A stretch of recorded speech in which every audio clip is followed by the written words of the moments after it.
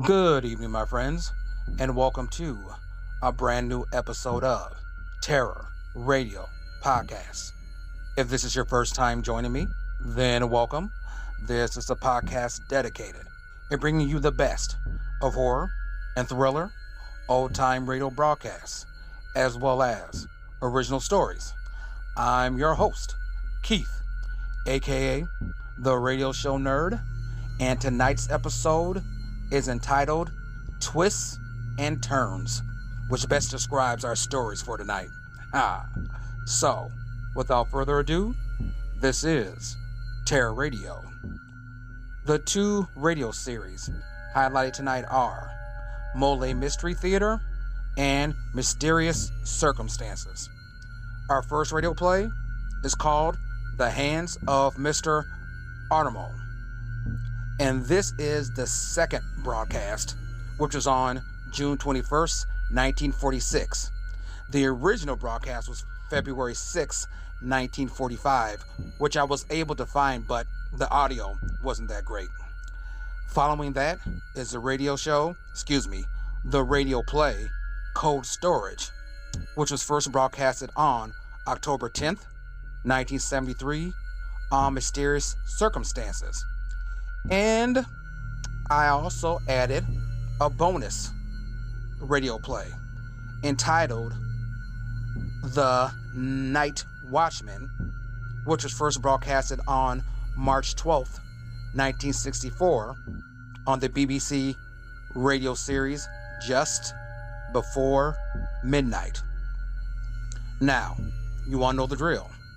Sit back, turn down the lights, and listen to The Hands of Mr. Ottermole, Cold Storage, and The Night Watchman.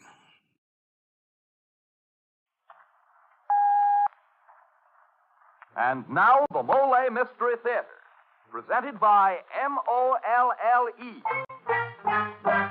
MOLLE, the heavier brushless shaving cream for tender skins.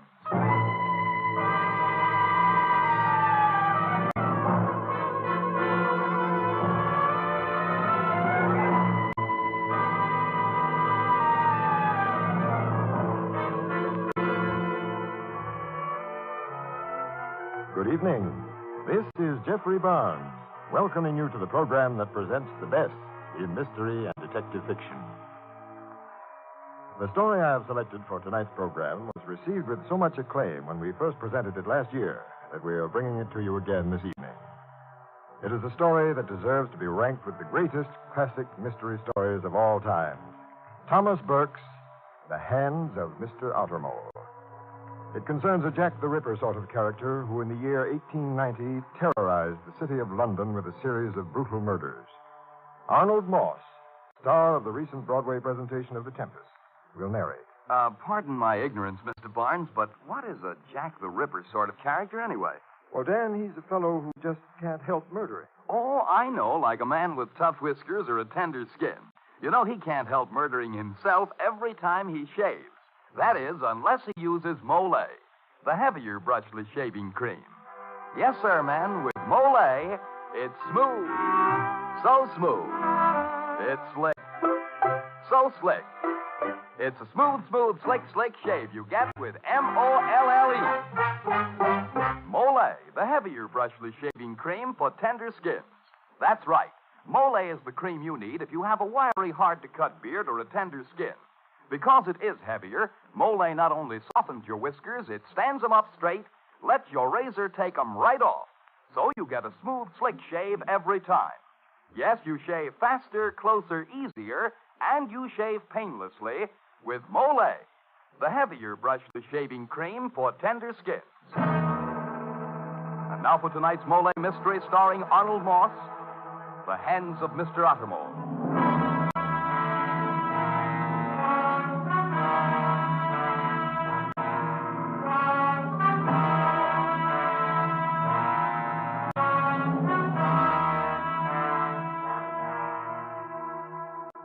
Have you ever thought you might like to kill someone? Have you ever thought someone might like to kill you? Not murder for the usual motives you understand. man, not murder for greed or hate or frustration, but a killing without reason, without motive. Murder of this kind happens so simply and so unaccountably. Two ordinary people are walking down the street minding their own business, even as you or I, and suddenly, why, no one knows. One becomes a murderer, and the other becomes a victim.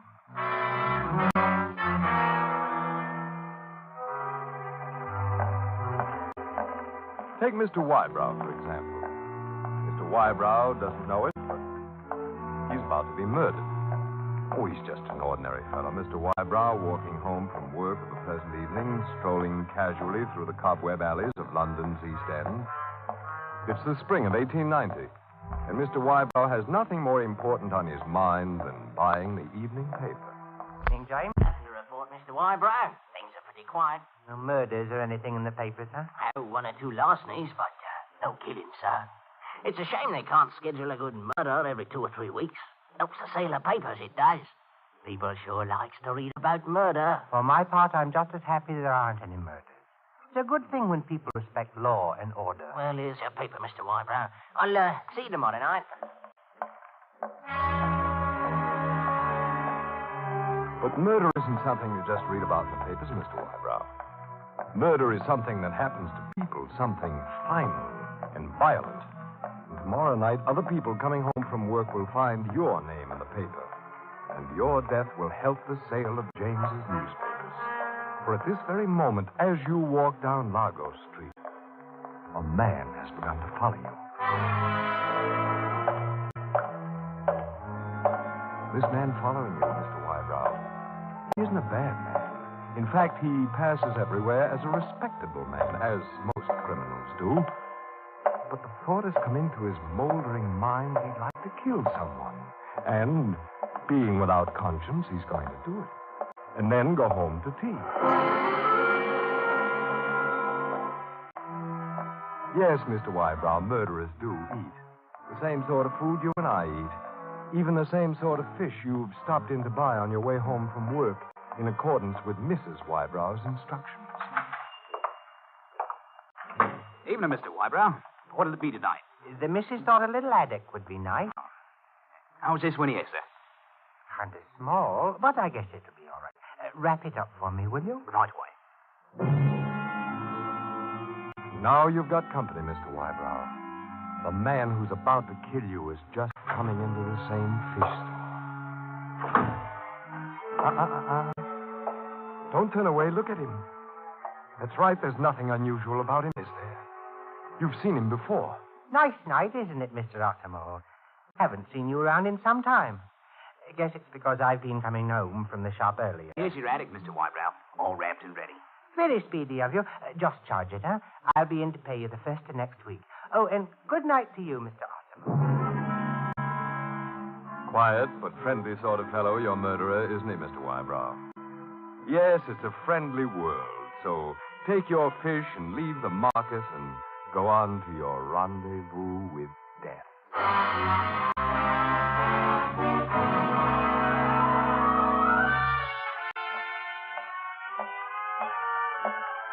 You're almost home now, Mr. Wybrow, but don't hurry so. Take a look around you. It's your last look at the world. And if you knew it, you'd look at it more closely. The more slowly you walk, the longer you'll enjoy the fragrant air of this evening. The longer you'll see the dreamy lamplight of little shops. Pause a minute before you cross Loyal Lane. Pause among the houses that shelter the useless and beaten of London's camp followers. Hear the music of the people in the streets. It's the last time, Mr. Wybrow, the very last time.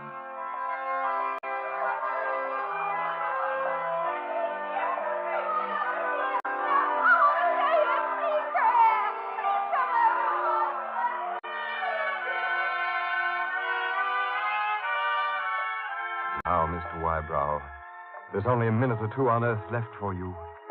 You've turned into your own street now. And right behind you is your murderer. Listen. Can't you hear something in his footfalls? Can't you hear something that cries out, beware, here comes death, here comes murder? No. No, there's no warning in footfalls. They're neutral. The foot of villainy falls with the same note as the foot of honesty. All right, Mr. Wybrow. Go into your house. Is that you, dear? Yes, it's me, all right. Did you remember to get the fish? I remembered, all right. Good. Put it on the table, then. I'll be ready with tea in just a minute. Oh, is that someone at the door, dear? Yes, dear, I'll answer it. Go away from that door. Don't touch it. Get as far away from it as possible. Go out of the back door, run to the garden, over the fence, call the neighbors, but don't touch that door. For on the other side is death. Why, hello. I didn't expect to see you again tonight. Something wrong? Come in. Here, I'll get a chair for you. I say, what are you doing? Just, what are you doing?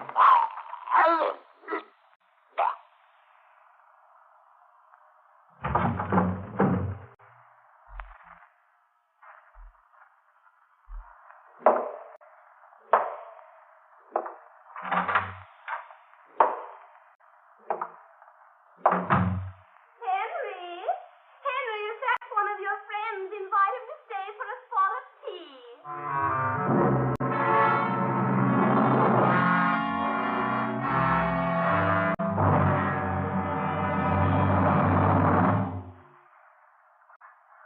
I say, Crane, is this all you've been able to find out about the Wybrow murder? As editor of this paper, I expect Well, you to... it's a baffling case, sir. There he was, strangled to death, and absolutely no one around who could have done it. Now, Mr. Crane, somebody must have been there. Well, if you think it's so easy, let me be the editor for a while and you be the reporter. Now, whoever did this murder disappeared like magic. Mr. Wybrow was seen by the neighbors to enter his house at the usual time. Now, there was a policeman at the end of the street. He saw no one else enter or leave the house, but suddenly screams were heard. Then the policeman's whistle. Well, the criminal must have got there some way. He couldn't just fly in and out. You better go over to police headquarters and see what they know. Very well, sir.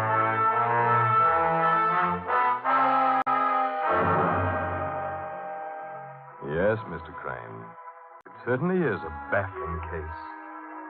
But this is only the beginning. Even now, Mr. Crane, as you're on your way to police headquarters, the killer you seek is stalking another victim.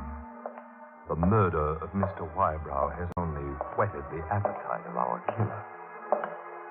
He wants to try it again and again, for he's found pleasure in killing, and his conscience doesn't bother him one little bit.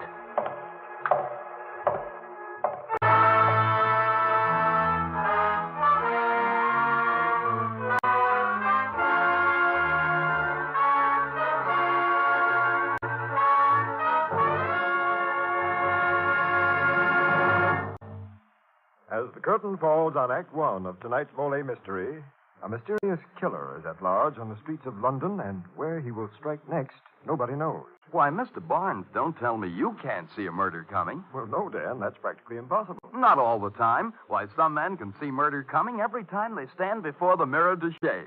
And say, men, if that's how it is with you, chances are you have wiry whiskers or a tender skin. But you know shaving needn't be painful, not if you shave with MOLLE, the heavier brushless shaving cream. That's right. MOLLE is the heavier cream that gives you a smooth, slick shave. Because MOLLE is heavier, it not only softens your whiskers, it stands them up straight and lets your razor cut them off close and clean. With MOLLE, you shave faster, closer, easier, and you shave painlessly. Try it. See if you don't say, it's smooth. So smooth. It's slick. So slick. It's a smooth, slick shave you get with MOLLE. MOLLE, the heavier brushless shaving cream for tender skins. And now this is Jeffrey Barnes returning you to Act Two of The Hands of Mr. Ottermole.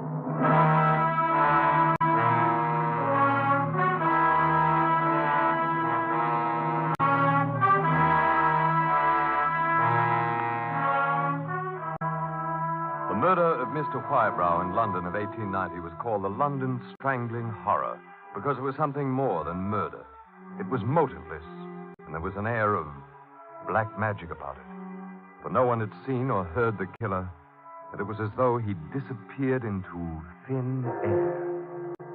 And now, as the sun fades and night deepens on a strange, dark street, the killer prowls again, and victim number 2 has run out of time. Law, listen to that. I've no notion it's reached that hour. I've kept you out too late again, Janie. Oh, go on. No, it's you that should be getting to bed, what with your work to go to so early. Let's put you on the tram car here. I've only half a block to run home. You'll be all right? Oh, why shouldn't I?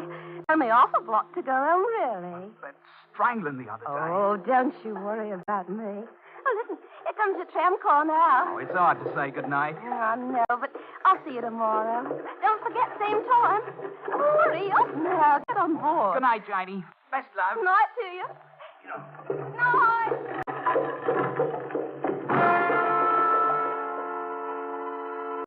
But your last goodbye, Janie. Your very last. For down the street in the shadow of a doorway is the strangler.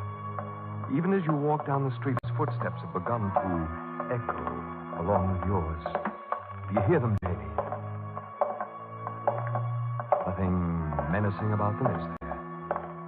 Then why do you feel frightened all of a sudden? Why have you started to walk faster? Are you afraid of a pair of footsteps? Well, you're right to be afraid of them, so put your head down and run. Don't look back. Don't look back. Janie, don't stop. Don't even speak to him. Oh, no. Oh, it's only you. I don't know what's wrong with me. I started to walk fast. Scared, I guess I was, but I don't guess anybody can be scared of you.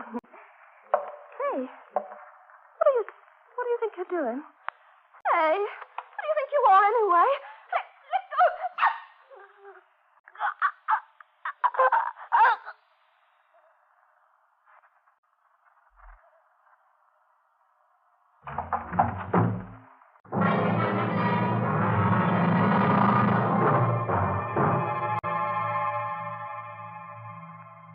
Now see here, Constable MacDonald. A young woman in the prime of her youth, brutally strangled, and in front of her own home. I say it's rotten. My newspaper is demanding action. The strangler must be found. Then you find him, Mr. Crane. There's absolutely no clue. Once again, he's disappeared like a whiff of smoke. Don't worry. I'll find him if I have to spend the rest of my life doing it.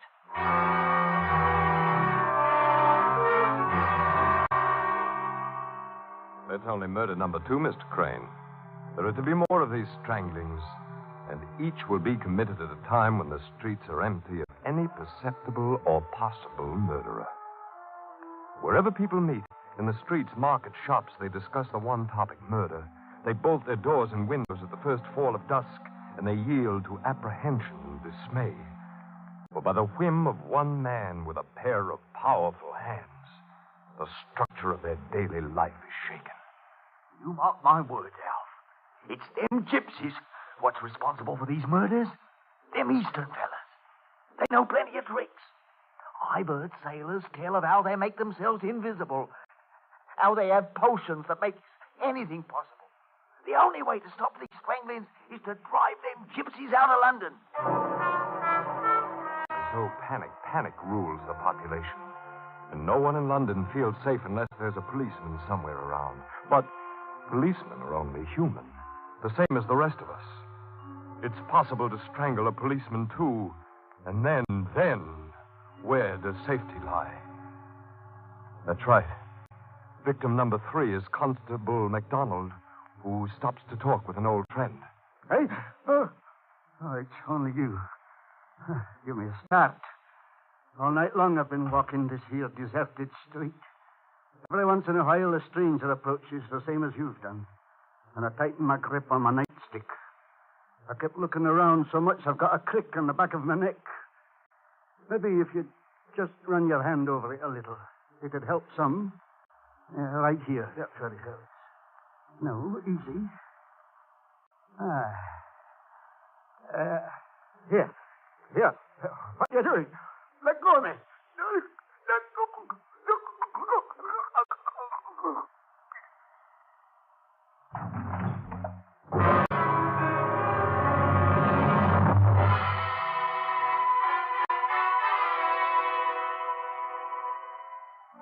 these London strangling horrors reach 3, they're almost over. But there's to be one more. And no one is ever to know the identity of the murderer. That is, no one but 2 men. The murderer himself and our young newspaper friend, Mr. Crane.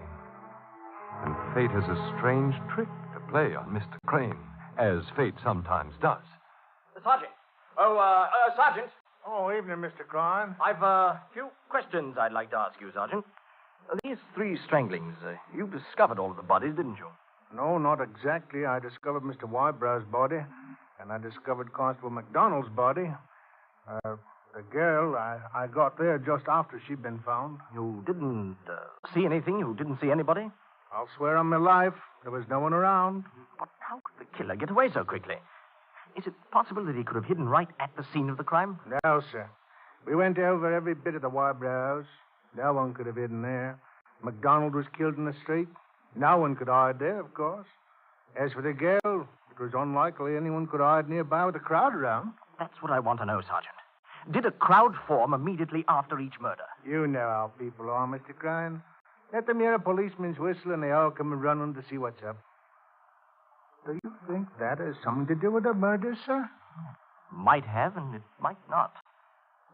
Thank you very much, Sergeant. I'll commend you to the inspector. These questions you're asking, Mr. Crane, what are they leading to? What idea is trying to shape itself in your mind? Do you think you're going to uncover the identity of the strangler? Men with more intelligence than you have been trying to solve it and failed. And the closer you come to finding out the killer, the closer you come to your own death, Mr. Crane. So don't think about it.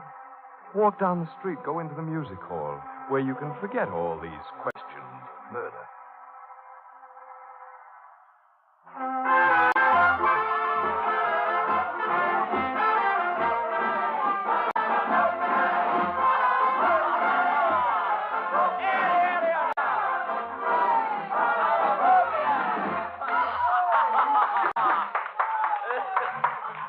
Here you are, Mr. Crane. Ham sandwich and a glass of ale. Oh, just a minute, waiter.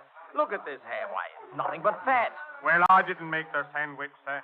Oh, now look here. Are you trying to tell me that this establishment isn't responsible for its food? After all, the ham is there. Somebody had to put it there. Just didn't fly in by itself and... By George, that's it. That's what, Mr. Crane? Oh, it's you, Mr. Editor. Sit down. I think I've solved the mystery of the strangling murders. What? What's that? Yes. I just saw a vision in my ham sandwich. A vision? How did the ham get into this sandwich? Oh, you fool. Somebody put it there. Precisely. And 3 persons have been strangled. Therefore, somebody had to be there to do it. You have a genius for the obvious. Yes, and it's obvious the only way the murderer could escape was either by running away... Yes? ...or by standing still. Standing still? Standing still so he wouldn't be conspicuous. Here, wait a minute. Where are you going? Out into the street, sir. Out into the street to discover the man who could stand still the best.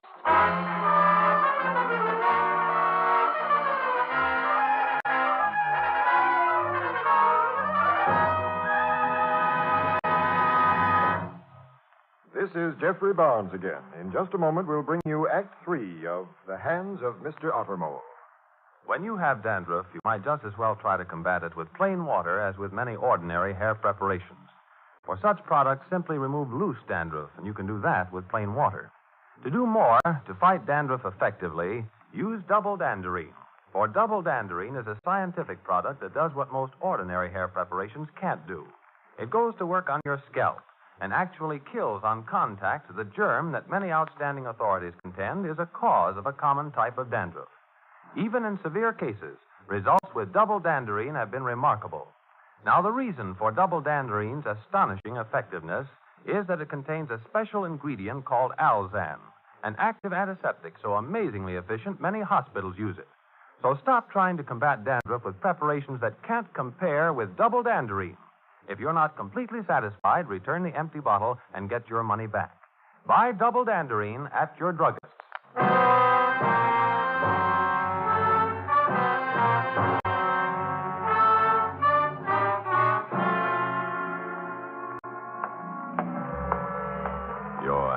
sandwich has told you a good deal about the strangler, Mr. Crane. You're getting very close to him now.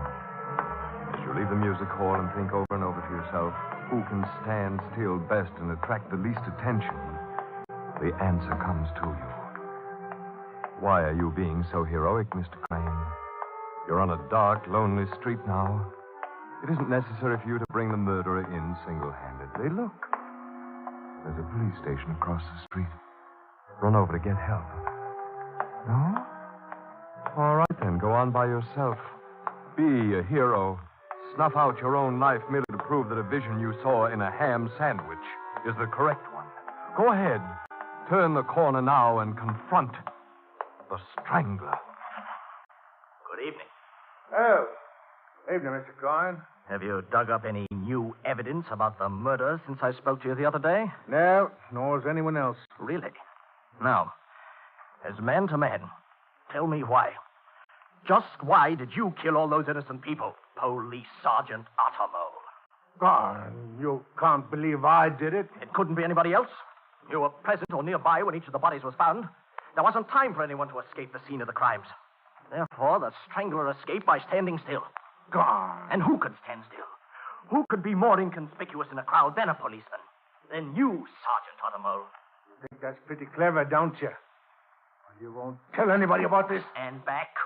I thought you might get robbed, so I brought along this gun. Try anything and I'll use it. All right. Don't worry, then. I'm not going to try to get away, Mr. Crane. I know when the game's up.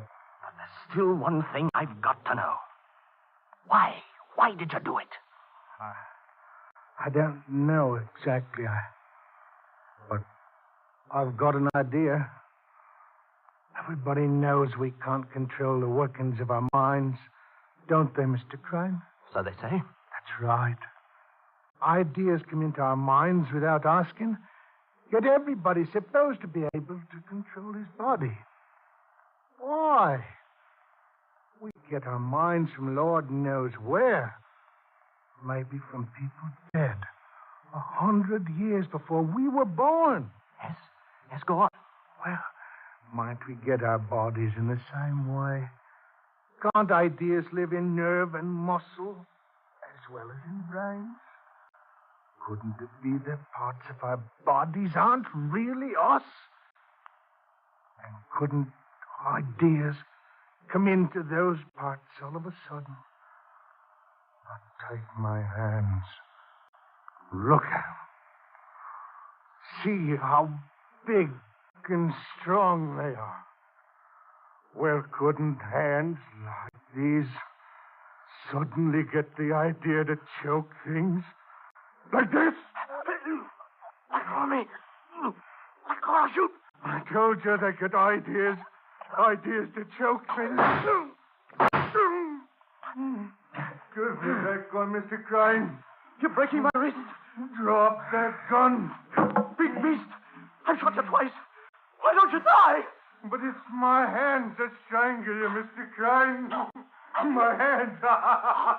No. Let go.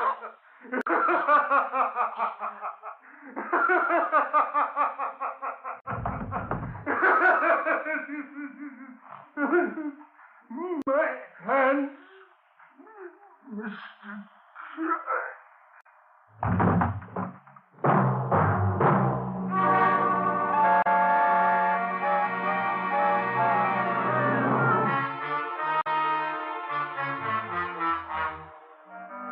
The next morning, two men were found in the same street. Mr. Crane, the reporter, Mr. Ottermole, the police sergeant.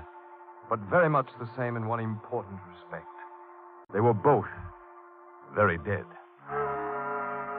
Yes, and the strangler has been found out. But that's not the end.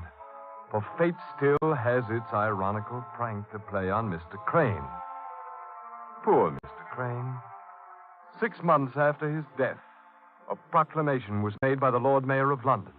Whereas the stranglings in London's East End suddenly and strangely came to a halt, it can only be concluded that the strangler died or was killed. In consideration of certain evidence, it has been decided that the strangler was undoubtedly a certain reporter named James N. Crane. And it is poetic justice of the most exalted kind that this strangler himself finally met his death by strangling. Therefore, I have ordered a special bronze medal struck in memory of the man who freed London of this horror and gave his life in so doing. Police Sergeant Ottermole. In memory of Police Sergeant Ottermole.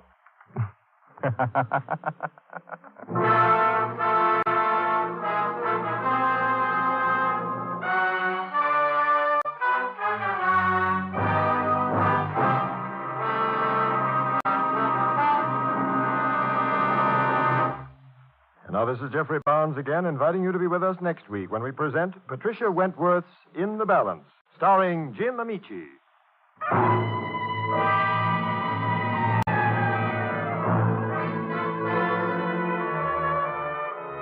The original music for the MOLLE Mystery Theater is composed and conducted by Alexander Settler. The Hands of Mr. Ottermole was written by Thomas Burke and adapted for radio by L.K. Hoffman. Arnold Moss was featured in tonight's program. This is Dan Seymour saying goodnight until next Friday at this same time when the Mystery Theater presents In the Balance.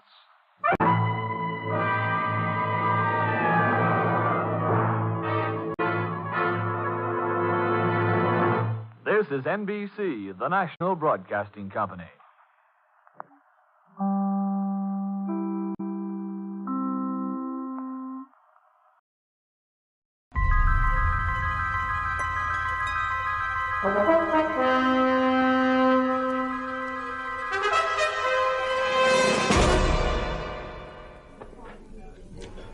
How about another liqueur, Jim?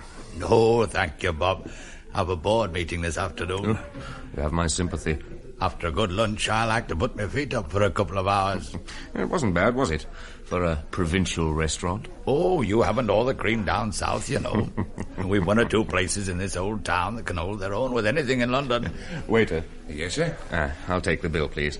And would you make it out to Robert Craig, Frozen Foods Limited? Certainly, sir. I won't keep you a few moments. Off the expense account, eh? Oh, naturally. Could hardly afford to wine and dine you off my meagre salary. Now, come off it, Bob. You complete poverty to the tax inspector, but not to me. I read your last annual report. Your company's doing very nicely. Can't complain. Almost doubled your turnover, haven't you? Well, Not that it surprised me. You know, your lines have been some of my store's best sellers. They're attractively packed, fine quality, excellent value. The purpose of this lunch was for me to sell you the goods. Well, there's no need. By rights, I should be paying the bill. I want your stuff. Now, you just repeat all previous orders for poultry, fruit, and veg. That's very generous of you. Nonsense. Now, what's the position regarding delivery? We had one or two hold-ups last year. We're still a bit tight for space at the London factory, but things should improve any day now. I'm installing 2 new cold storage rooms. Are you? They must cost you a pretty penny. Can say that again.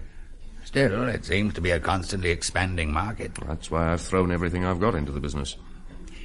How's that pretty young wife of yours, by the way? Fine. Doesn't she get lonely whilst you're gadding about the country? I haven't heard her complain. I don't understand why you don't employ a traveller. Give you more time to yourself. There's no substitute for personal contact. I've spent years building this business. I've found if you want a job done properly, you've got to do it yourself. Who's in charge while you're away? Alan Scott. I think I introduced you when you were in London last year. Oh, yes. Nice-looking chap. Distant cousin of Lucy's, not very imaginative. Frankly, I took him on to please her. Well, if I had a pretty young wife like Lucy, I wouldn't go off and leave her behind, no fear. Your bill, sir. Thank you. Oh, that's most kind of you, sir. I'll get your coats. Where are you off to now, Bob? To the garage to collect my car. Driving straight back to London? Yes, fortnight away. I mustn't be late. Promised Lucy I'd be back in town by 4:30.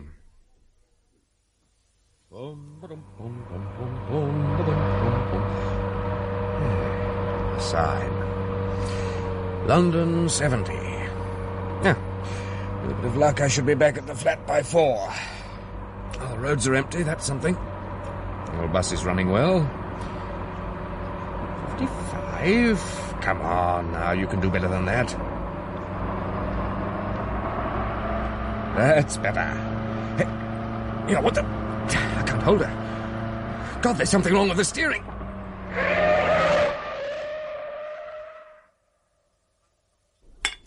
Have you found the trouble? Yes. It's simple enough. The nut on the track rod's slackened off. Here, take a look. How did that happen? Who can say? Depends. Might have been left that way after a service, so it's very unlikely. Then I suppose it might have come loose by itself. Vibration. Vibration? Unusual, but there's always a first time. You certainly were born lucky. If you'd met any oncoming traffic, I reckon you'd have had it. As it was, I only missed that tree by inches. Oh, not a scratch on the car. You'd better give it a thorough check all the same. Sure. Meanwhile, is there a phone I could use? Yeah, there's a public box round to the left. Lucy? Lucy? Anyone at home? How's the time? Almost 5:20. I'd better ring the factory before it closes.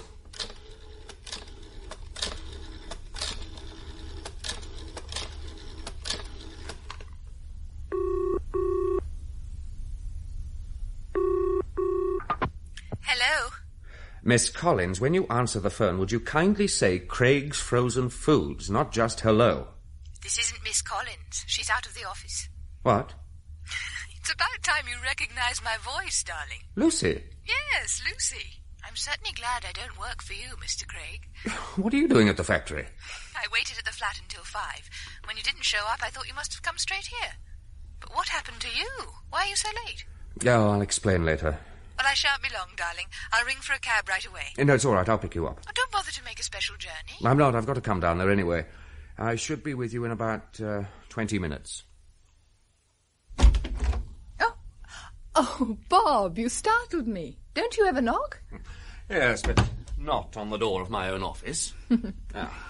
Darling, you look wonderful. Here, on your feet. Bob, we're not at home now. Who cares? But Alan might walk in. He usually knocks. What are you staring at? You've been overdoing it again. You're looking tired. Am I? And pale. Well, I'm not surprised. I had a spot of bother on the way down. Oh? My steering went adrift outside Milton. I still can't believe I'm not swathed in bandages. Are you all right? I'm in one piece, if that's what you mean, but it shook me up, I can tell you. How did it happen? A nut came loose or something, I don't know. I tried to phone you from the garage, but the line was engaged. What time was that? About 3. 3? Oh, yes, Alan rang to ask when I was expecting you. Where is he now? I don't know. Probably down in one of the new cold storage rooms. He's worked like a Trojan while you've been away.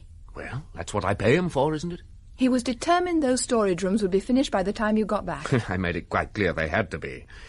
If sales should drop off and you haven't got enough cold storage space, you're in dire trouble. Then make sure you have enough space. The cost, my love, the cost. Refrigerators are expensive. You're becoming very mercenary in your old age. Think so? Well, you'll change your mind when you know where I'm planning to take you this evening. Where? The Lagonda. Bob! That's outrageously expensive. Now who's being mercenary? But what's this suddenly in aid of? Well, must there be a reason? Well, let's say to celebrate the installation of the new cold storage rooms. How romantic. Bob? Why don't we ask Alan along? What? He's worked so hard. It would be a nice gesture. I suppose it would. But it's my first night back, and I'd rather look forward to spending it alone with you. All right. I only thought that... Perhaps some other time. Now I must go and find her. Come in. Oh, hello, Bob. I wondered whether you'd arrived. I was just coming to look for you. Did you have a good trip? So-so. Bob had a narrow escape on his way back. Oh, what happened? My steering failed. Was the car all right? Just. That sort of thing can be nasty. You can say that again. Well, I hope the trip was worthwhile. Well, we've increased orders from the multiples, though Stacey's were complaining about the quality of the fish fingers. Oh. And when I got to Farnworth's head office, they told me their weekly delivery of poultry hadn't arrived. Yes, I know. But there's no shortage. Why wasn't it delivered? Well, everything was set, but as the drivers were about to load, they found there was no dry ice. But we've half a ton permanently on order. I rang the ice company, but apparently something had gone wrong with their plant. Well, did you try anywhere else? No. Why not? Well, they said we'd get our supply the following day, and we did. And meanwhile, Farnworth had to go without their supply of poultry. Well, I didn't think a day. Really? Bob, it's hardly fair to blame Alan after Look, do you know how long it took me to break into the Farnworth chain? 2 years. I had to compete with the local farmers and every frozen food business in the country. But, Bob, And now, because you didn't think, I'll be lucky if they ever give us another order. I think I'd better go. What time can I expect you, Bob? I'll be back as soon as I can. I'm sorry about the Farnworth order, Bob. It's been such a hectic week, what with all the installation going on. I wanted to be sure that the storage rooms would be finished. And are they? Well, yes. The last engineer left at midday. They've done an excellent job. Why not take a look at them? I know you'll be pleased. All right. Lead the way. This is the door of number 1 room. Number 2 is further down the corridor. No handle. Oh, that's dated. These are automatic. You press this button on the right-hand wall, and hey presto, it's open. The doorway is large enough for a mechanical truck to drive straight in and unload. Oh, good idea. But what about the temperature rise when the door's open? Well, they say it's negligible.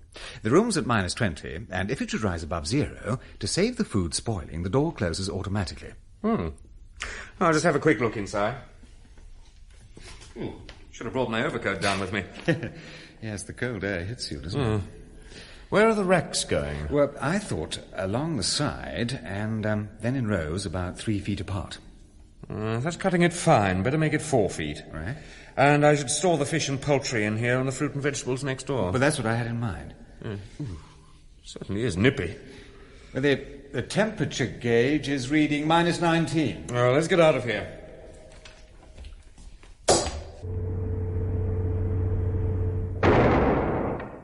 Do you want to inspect the other room, Bob? No, I won't bother tonight. I'm taking Lucy out to dinner. I must get back and change.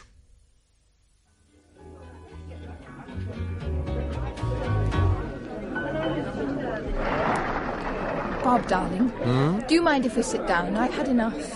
Hurry, before the band starts up again. Right. Oh, my feet. Oh, that's better. Like a cigarette? Oh, yes. Try one of mine, darling. Then you. Oh, thanks. Here you are. Thanks. Is that a theatre program in your bag? Yes, it is. May I have a look? If you want to. Prelude to Murder. A thriller. I suppose you'd call it that. Alan had a couple of tickets and asked me if I'd like to go along. I see. I didn't think you'd mind. Why should I? As a relative, I suppose he's entitled to take you to a theatre once in a while. Well, next time I hope he chooses something a little less morbid. It wasn't at all my cup of tea, though I must say he adored it. Go anywhere else while I was away? Oh, a concert or two. With Alan? Once. Talking of Alan, Yes. he seemed to run things very well while you were up north. The way I have the place organised, it runs itself. Aren't you pleased with him? No, not very. But 6 months ago you were talking about making him a partner. Yes, well, since then I've had time to think about it. I've changed my mind. But why? Well, to put it bluntly, he lacks imagination. There's little point in taking him into the firm if I can't trust him. What do you mean? Oh, look at the way he handled that Farnworth order. As I said, no imagination. It's never a good thing to have relatives working for you, however distant. It's difficult to keep things on an impersonal level. What do you intend to do? Frankly, it'd be easier for all of us if I gave him notice at the end of the month and had done with it. I think you're making a mistake, Bob. No? Wouldn't be my first. Now, let's drop the subject. I've had my fill of Ellen for one day. But, darling... Oh, come on. Let's dance. Look, the floor's less crowded now.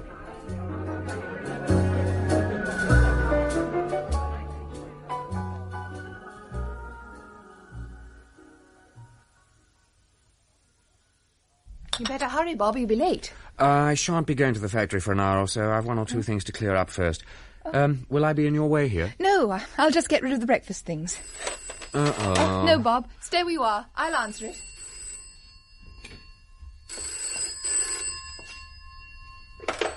Hello? Lucy, it's Alan. How did you get on last night? I can't talk to you now, Alan. Bob's decided to work at home. I'll try and drop by the factory later on. But, Lucy... Goodbye. Have you finished with your cup? Yes, thanks. Who was that? Oh, no one, darling. Just a wrong number. We'll be all right in here, Lucy. Miss Collins has gone down to the bank. Well, did you talk to Bob? I tried, but I'm afraid I wasn't very successful. But didn't he say anything about the partnership? Yes. Well? That he'd thought about it, but decided against it. But he promised me. And that's not all. What do you mean? I don't think he's going to keep you on. What? I'm sorry, Alan. I might have guessed. Look, don't say anything to him for a moment, and perhaps I might persuade him to change his mind. When I think of the way I worked this past 6 months, I could... Alan? What? Bob's car's down there in the yard. But I thought you said he was staying at home to work. He must have changed his mind. Oh, now, I don't want to bump into him if I can help it. I'll go down by the goods lift. All right. Now, Alan, promise me you won't do anything rash. Well, all right, but you'd better go now. I can hear someone in the outer office.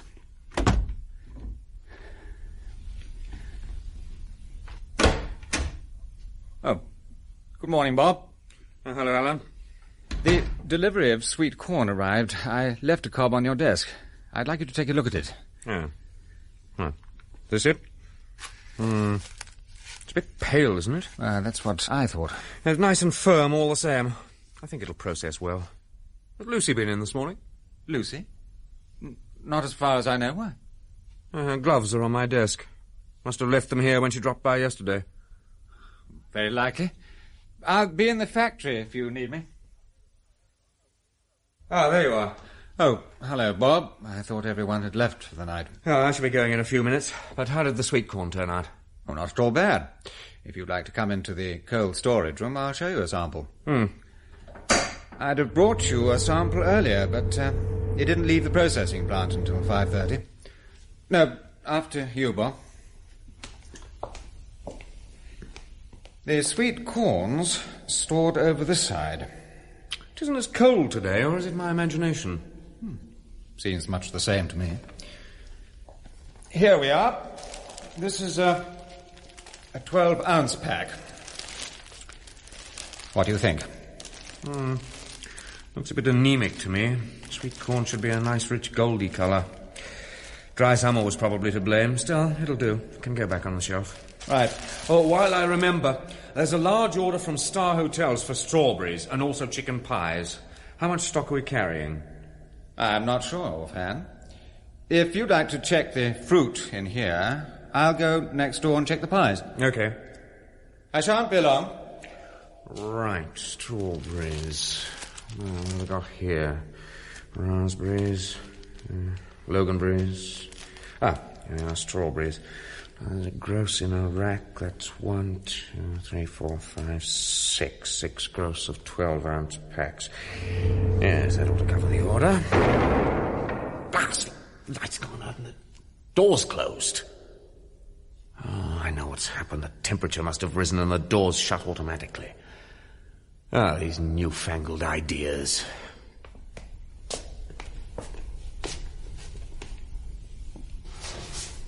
Oh, of course there wouldn't be a handle on the inside. Blast. Alan! Alan! Expect he's still checking those pies. Anyway, I doubt if he'd hear me. The door must be at least 6 inches thick. What do I do now? Just wait, I suppose. Oh, he's bound to be through in a minute. I wonder what the temperature is. Some matches somewhere. Only about 4 left, so that's better than nothing. Now, where's the temperature gauge? If I remember rightly, it was just to the left of the door. Yes. Just on 0. No wonder the door closed. Should be -20. It probably went up when they brought in the last batch from the factory. Oh, come on, Alan. I don't want to be here all night. Alan! Alan! Oh, what's keeping him? But if he found the door closed, he might have imagined I'd gone back up to my office. Of course. Oh, stop worrying. He knows you want those figures. He wouldn't just go off home. You can never tell with him. He's a dead loss. Alan! Open this door! Can you hear me? It's getting a bit chilly. Better try to keep warm. Swing your arms. It's the good old-fashioned way.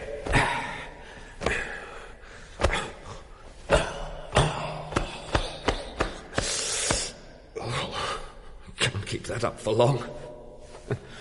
Out of condition. Don't fall off to sleep, that's what they say, isn't it?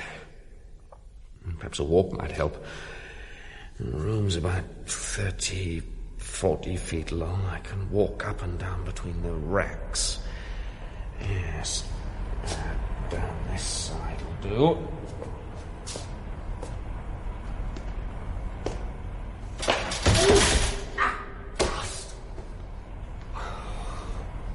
Someone left a trolley parked right in the gangway. Blast them.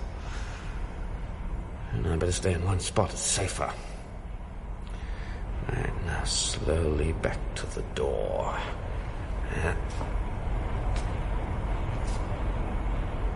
What's that noise? Of course, it's the compressor. It'll go on working until the temperature drops to -20. It's getting colder. I must get out of here, and quick. Alan! Alan! I'm locked in the cold storage room. Can you hear me? Alan! Alan! Alan!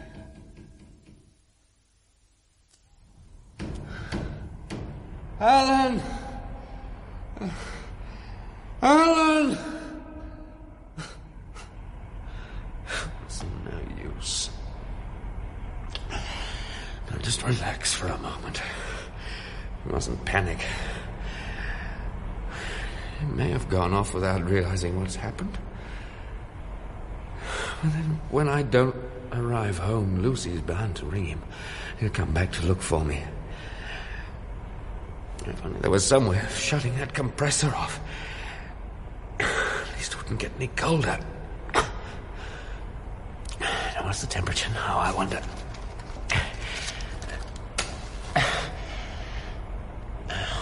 -10. I've got to get out of here. If I had something to force open the door.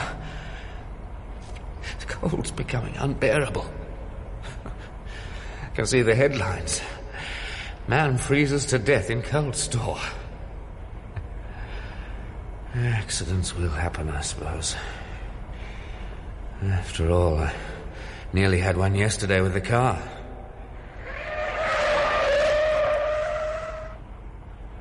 See what I mean, sir? His nuts work loose. Unusual, but there's always a first time. But if you'd have met any oncoming traffic, I reckon you'd have had it. Must be accident prone. Now I come to think of it, there was that narrow escape last month with the goods lift. When I opened the gates and stepped into the opening and the lift wasn't there. Luckily I was able to grab the wire mesh inside the shaft. Just luck that Fred heard me call. I'd have fallen 5 floors into the basement. There was that other close call when I went down to the goods yard to have a word with Alan. Mr. Craig! Mr. Craig! Look out, sir! Behind you! Mr. Craig! You okay, sir? Yeah, fine, but what happened? Oh, I don't rightly know, sir. A pile of crates suddenly tipped over. If I hadn't got out my truck just then, I'd never have seen her. Lucky he did. That must be accident prone. There's no other explanation. Unless... Good God, if there weren't accidents, then somebody tried to kill me. That door. I thought that door closed on its own, but someone could have pressed that button and trapped me deliberately. Of course it was Alan. Alan. He could have meddled with my car before I left London, tampered with the lift, and levered over those crates, and now he's locked me in here to freeze. Why? He's not my heir or my partner. I intended to get rid of him. I told Lucy so. Could she have told him? When? Could she have been in my office this morning? I thought I smelled her perfume. They must have planned it together. Oh, very crafty. All he had to do was to press the button and go off home, and when I found it looked like an unfortunate accident. I must make an effort. I must stay awake. It's my only chance. Swing your arms. Swing them.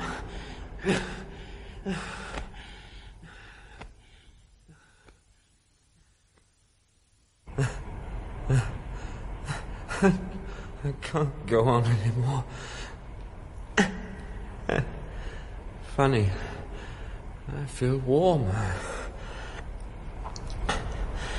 My mouth's all dry. I can't catch my breath. I wonder what the time is. It must be about 8. That's 12 hours before the first van driver will arrive. 12 hours. I'll never survive. Compressor's stopped. Must be minus 20 then. Just make a last effort. Must.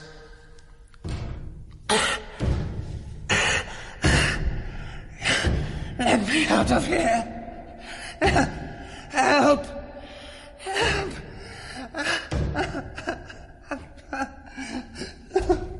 Lost you, Alan. Lucy. Damn you both.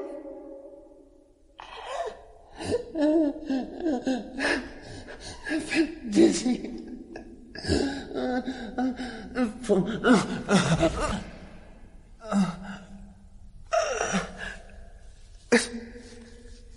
Nothing I can do now. Except sleep. They've beaten me. They've beaten me.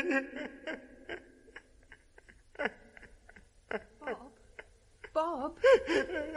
Darling, can you hear me? It's Lucy, darling. Don't you recognize me?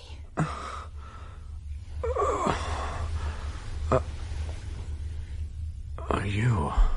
Yes, darling. Where am I? In hospital.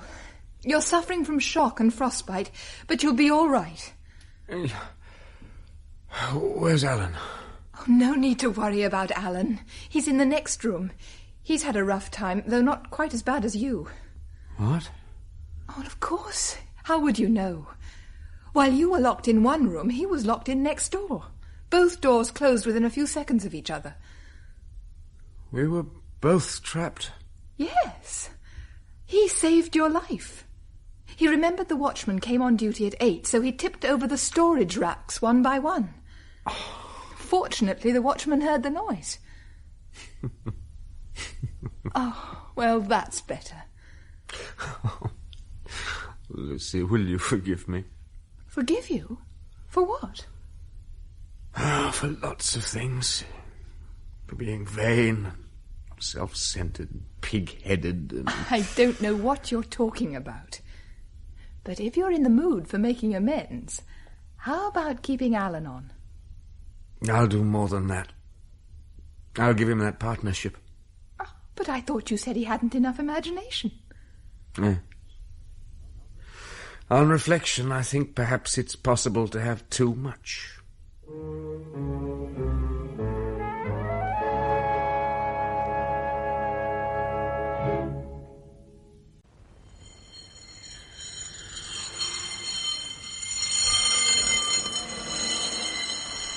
The Nightwatchman, a chilling tale by Philip Levine. Will Dr. Seaton please report to the casualty department immediately? Will Dr. Seaton please report to the casualty department immediately? Dr. Seaton is required immediately. Oh, I say, Alan. Morning, Gil. There's a call-out for you, casualty. Yes, I know. You're going my way. No outpatients, dermatology. I should have guessed. You'd better get your skates I on. wish they'd supply me with some. See you, Gil. How about coffee later? Fine. Dr. Seaton. Good morning, sister. Accident in the docks in the warehouse of a frozen food company. He was unconscious on arrival. Patients in here. Thank you, sister. I've covered him with blankets. He seems rather cold. Yes. Yes, doesn't he? He arrived by ambulance? Yes. Anyone with him? Manager of the company. He's outside. You want to talk to him? Please. Mr. Andrews? Yes, sister? Doctor, I'd like a word with you. Thank you. Through here. Mr. Andrews, Doctor? Oh, no. What happened exactly, Mr. Andrews? To be honest, I'm not sure. My office is separate from the main warehouse. They were shifting a consignment into the deep freeze. Fruits, vegetables, large cases weighing a couple of hundredweight. One of the shelves must have collapsed, and Jedron was underneath. Jedron, you say his name is? Yes. Foreign, is he? Couldn't say. It's an odd sort of name. What's his job? Night watchman. Just going off when it happened. Give his home address? At the office. Is he badly injured? Oh, it's difficult to say just yet. A slight concussion. But from his colour, there may be some internal hemorrhage. But that's his usual colour. Oh? Yes. Well, not as pale as this, surely. Yes, I promise you. White as a sheet, always. It's a bit of a joke at the office. Has he any history of illness? I couldn't say. He's only been with us a month or so. Not a very talkative chap. Anyway, he's on nights. I rarely ever see him. But from what I hear... Hang on, I think he's coming too. Hot. Mr. Jedron. Mr. Jedron, can you hear me? Hot. He was going on like that all the way from here. Was he in pain? Delirious, it seemed to me. Who's his next of kin? I don't know, but I'll get the address from the office. I'll nip round there right away. Fine. Thank you, Mr. Andrews. Sister? Yes, Doctor? Let's have him down to X-ray, then into the annex of B ward. Temperature and pulse rate hourly, and see he's kept well covered. Will Dr. Seaton please contact B ward immediately? Will Dr. Seaton please contact B ward immediately?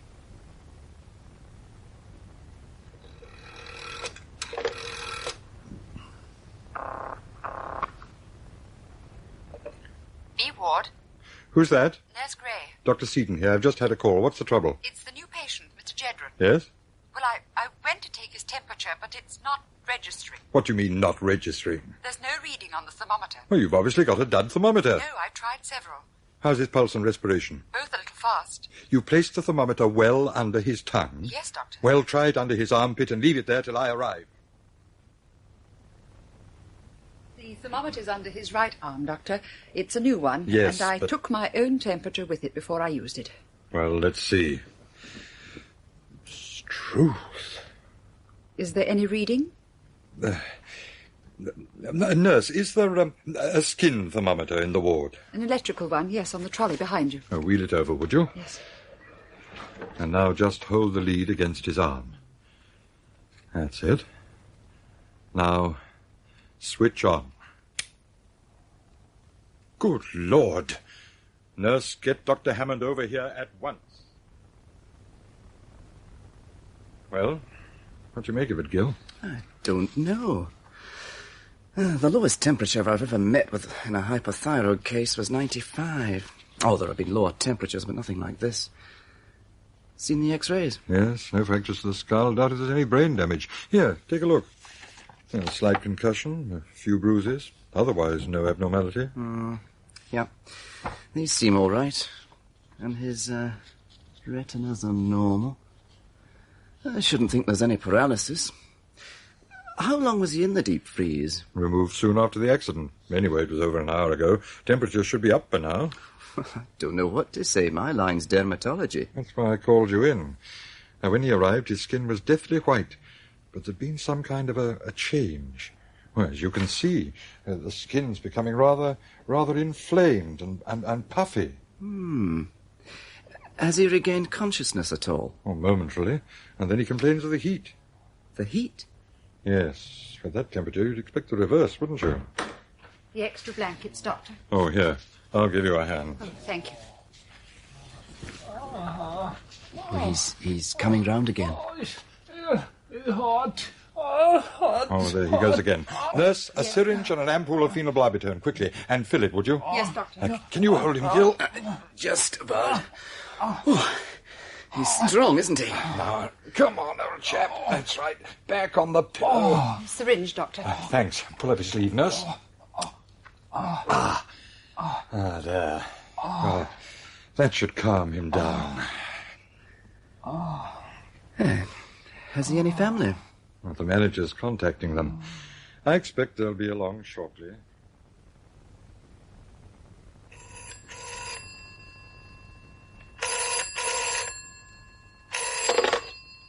Hello?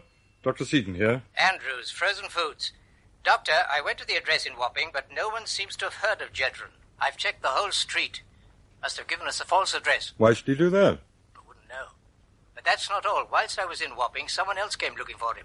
A chap from the Central Ice Company, Kirby. I knew him vaguely. Apparently Jedron was employed as day maintenance man in their ice plant. When he never showed up this morning, they called round. You sure it's the same man? From his description, identical. It seems Jedron was working in their place during the day and at our place at night. Of course, there may be a mistake. Kirby's on his way over to the hospital right now. I see. Thank you for calling, Mr. Andrews. Oh, Alan. Jedron again. Something odd's happening to his hands. Small vesicles have appeared on the tips of his fingers. Could be some kind of infection. I think you had better take a look. I'd slip on a pair of gloves, Alan. You can't take any chances. Well, these vesicles, Gil. On both hands, are they? Yes. And they seem to be spreading along the fingers. Look, see what I mean? I've spent a year in dermatology, but I've never seen anything like this before. There's some incrustation, but it's certainly not smallpox or typhoid. But it's not unlike chickenpox, is it? But the formation isn't characteristic. And anyway, you'd expect a temperature of at least 100. And just feel his skin, it's like ice. Seems to have got darker, doesn't it? He's looking quite brown. But these vesicles are puzzling. I think we ought to take a sample of fluid and get the path lab to look at it, don't you? Dr. Seaton, there's Mr. Kirby for you. Kirby? From the Central Ice Company. Oh, yes. You go ahead, Alan. I'll take the sample and get it to the lab. Oh, thanks, Gil. Mr. Kirby, I'm Dr. Seaton. How are you? Oh, Jedron in there? Yes. No, don't go in. I think you can see the man clearly from here. Oh, yeah. That's Jedron, all right. He doesn't look as pale as usual. Was he badly hurt? He's still under observation. I gather he was employed at your ice plant. That's right. What were his duties exactly? Oh, looking after compressors, thermostats, general maintenance. Did you know he was employed elsewhere at night? No, complete surprise to me. I wonder when he slept. How long has he been with you? Oh, a month or so. In fact, from what Andrew said, he joined us the same day he joined them. You didn't check his references? No, staff aren't easy to come by these days, and he seemed a pleasant chap. Tell you the truth, I got the impression he was rather desperate. Desperate? Yeah, a bundle of nerves when he came into the office. Red in the face, perspiring. Thought he was going to pass out. Oh, maybe he was hard up. Anyway, when I said OK, he insisted on starting right away. And never says no to overtime. I don't think he's had a day off since he arrived. He's certainly suited to the job. How do you mean? Well, spends a fair time in the deep freeze. Some of the men get frostbite. Can't keep them long. But Jedron never complains, and he was certainly efficient. 8 to 6 at our place, and then down at the docks at night. Well, saves him paying out rent, if nothing else. How's Jedron, nurse? Any change in his temperature? No, Doctor. As you can see, he's perspiring very freely. I've had to put a rubber sheet over the pillow. I think you'd better sponge him down with some tepid water. Apply some cold pack. Yes, right, Doctor. Is Dr. Seaton there, nurse? Yes. Any change, Alan? And breathing's becoming erratic and pulse rate's increasing. And look at the color of him. I think he'd spent a month in the south of France. And those vesicles, they seem to have dried up. Here's the path report on the fluid. It contained nothing but pure, uninfected serum. Oh. Those vesicles were nothing more or less than plain, simple blisters. Blisters? Yes, ordinary, common or garden blisters. Alan, this paleness when he arrived, it couldn't be some form of anemia. Anemia? Would it be an idea to take a blood sample? Oh, perhaps we'd better, Gil. Would you mind? There's a syringe on the trolley. Meantime, I think I want to get hold of another opinion. I don't like the way things are going.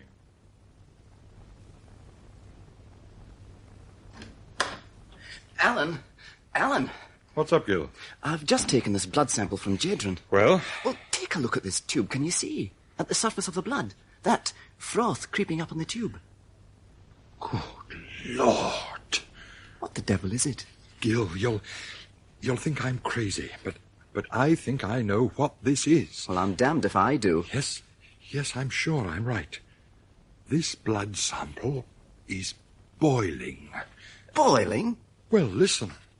And look at the surface. It's like liquid oxygen or any fluid of a low boiling point. But the tube's like ice. Exactly. And don't you see, Gil, this explains Jedron's symptoms, the perspiration, his delirium. This man is being affected by heat. What heat? Now, look, he works in 2 jobs, both in cold storage plants. Has no address, works overtime, so that he can remain continually in an atmosphere well below zero. Why? Because for some reason, that's the only place that he can survive. But, Alan... I tell you it's as clear as day. The air, the ordinary air temperature is affecting him. Then where'd it come from? Even in the Antarctic, it's rarely as cold as in a deep freeze. That's not the only place in the universe with a low temperature. You mean out... Oh, Alan, for heaven's sake. And look at the symptoms. Blisters, darkening of the skin. I tell you, our atmosphere is scorching him. Dr. Seaton? It's Nurse Gray. I went to swab Mr. Jedron, but his skin's all flaking. He seems in terrible pain. What shall I do? I'm coming up. Meantime, call surgery and ask them to prepare a deep freeze unit. Deep freeze? Yes, that's what I said, and also arrange for a trolley. Dr. Hammond and I will be right up.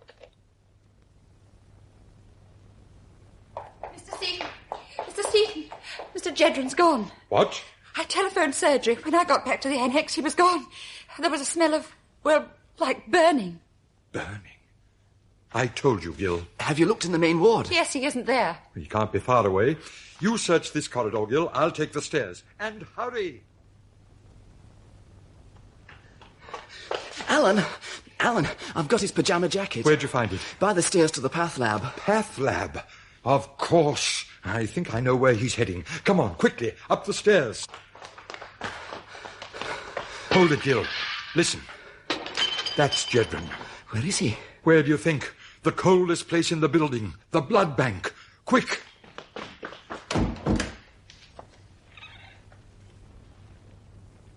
Just look at him. Dead, is he? Yes. Roasted alive. Hamlin Benson and Fraser Carr in The Nightwatchman by Philip Levine. That's our show for tonight. I want to thank you all for listening. And remember, you can find me on Facebook at facebook.com/terror1970, or you can find me on Instagram at Radio Show Nerd, or on Blueskye at Terror Radio. I also have a YouTube channel where I feature vintage television series along with old-time radio shows. Please check it out. Like and subscribe, share the videos, it will be highly appreciated. Again, this is your host, Keith, better known as the Radio Show Nerd, signing off.